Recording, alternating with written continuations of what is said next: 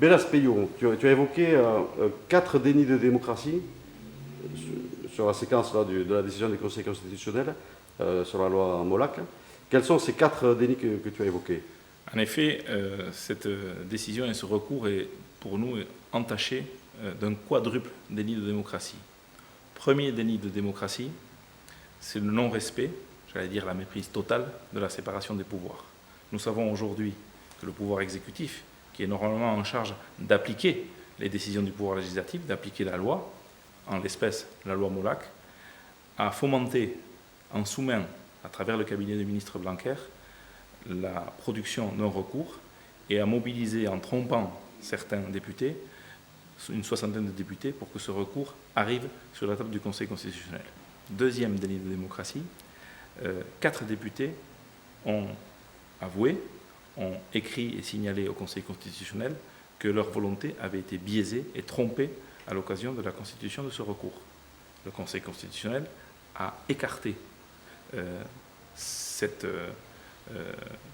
ces signalements pour aller jusqu'au bout de sa logique. Troisième délit de démocratie, alors que le Conseil constitutionnel était saisi sur un article bien spécifique de la loi, celui portant sur le financement, il s'est arrogé le droit d'analyser la loi dans son entièreté et de porter atteinte à ce qui étaient les articles les plus fondamentaux, en particulier ceux portant sur l'enseignement immersif et sur les signes diacritiques. Et enfin, quatrième délit de démocratie, le Conseil constitutionnel fonde sa décision sur une interprétation totalement personnelle de l'article 2 de la Constitution, alors que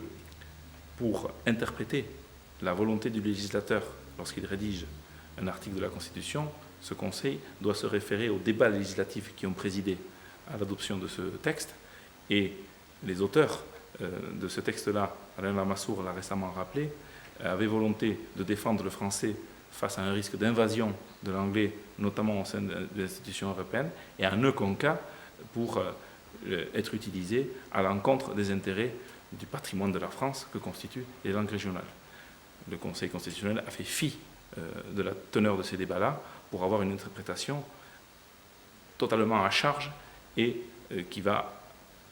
au final produire une décision qui porte un coup sévère, brutal à nos langues régionales.